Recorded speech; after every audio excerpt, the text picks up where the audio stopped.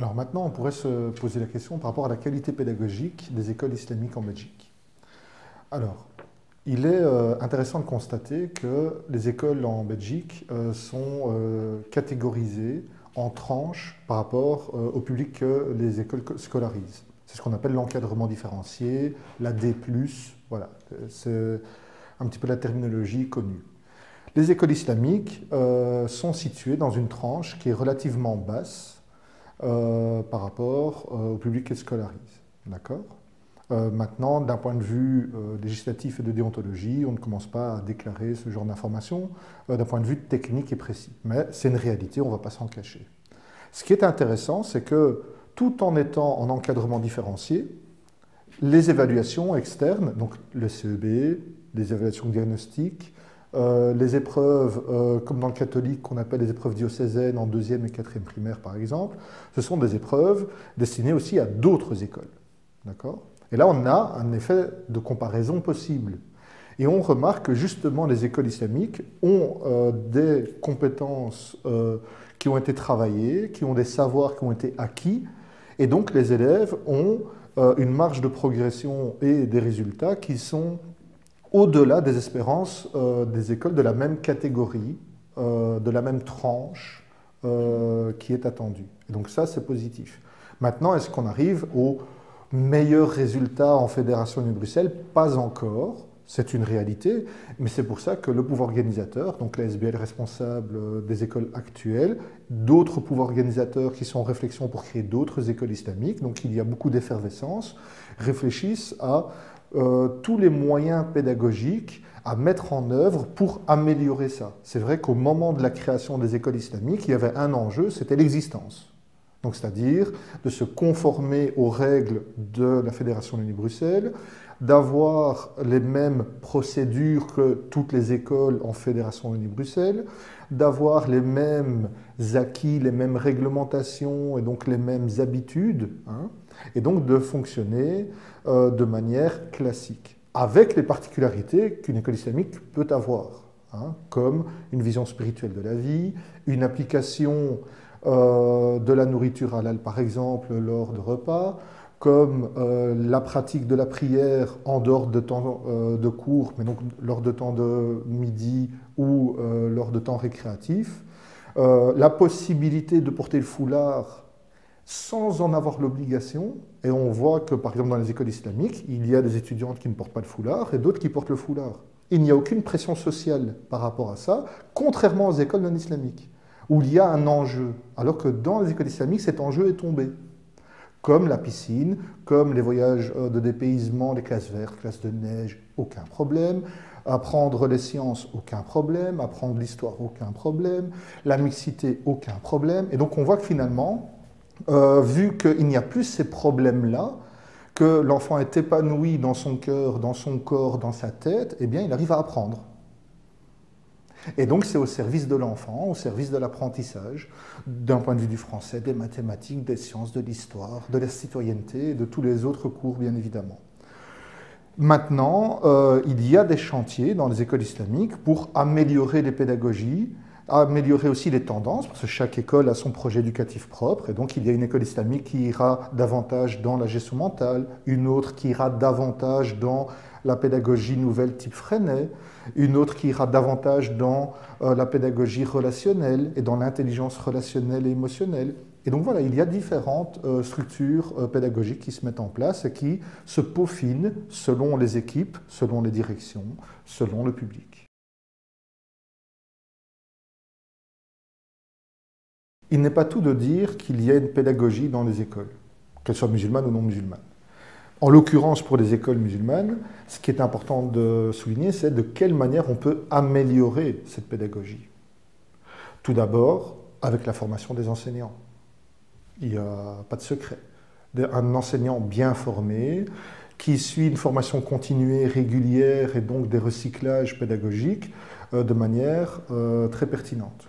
Ensuite, avoir également des parents qui comprennent et soutiennent le projet de ce qu'est une école en général, même pas musulmane en particulier, mais déjà de se dire que l'école est importante, qu'on y apprend des choses utiles et nécessaires pour la vie, et donc si l'enfant voit que ses parents estiment que l'école est importante, par définition, l'école deviendra pour l'enfant importante. Si l'école est intéressante pour les parents, l'école deviendra aux yeux des enfants intéressante.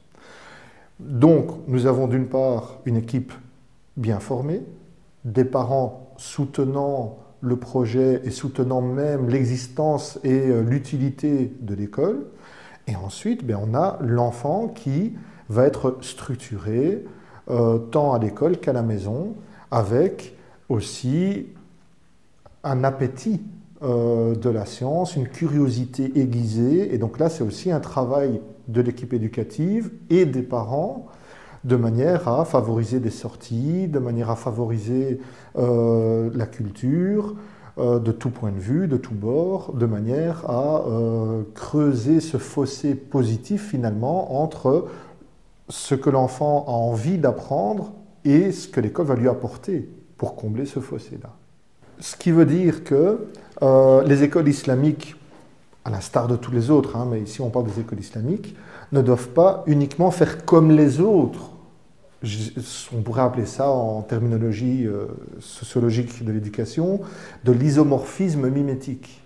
C'est-à-dire faire de la même chose uniquement en mimant et en voulant être la photocopie de ce que les autres pourraient faire. D'autant plus que les études démontrent bien, entre autres les études PISA, qu'il n'est peut-être pas très conseillé de photocopier le système actuel en Belgique, vu les résultats catastrophiques que nous connaissons tous. Et donc, il est évident que les écoles islamiques ont un rôle à jouer en tant qu'innovation pédagogique. Et il est intéressant de remarquer que dans le chef du pouvoir organisateur des équipes pédagogiques et des directions d'école, il y a une réflexion pédagogique sur la plus-value de la spiritualité en tant que tremplin cognitif, en tant que tremplin émotionnel et en tant que tremplin comportemental.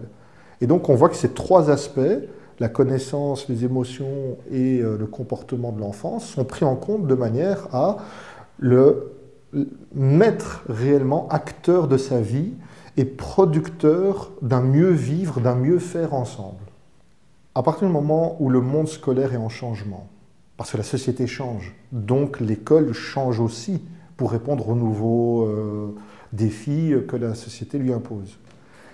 Il est évident qu'il est indispensable qu'il y ait des groupes de personnes qui puissent réfléchir à l'amélioration de la pédagogie.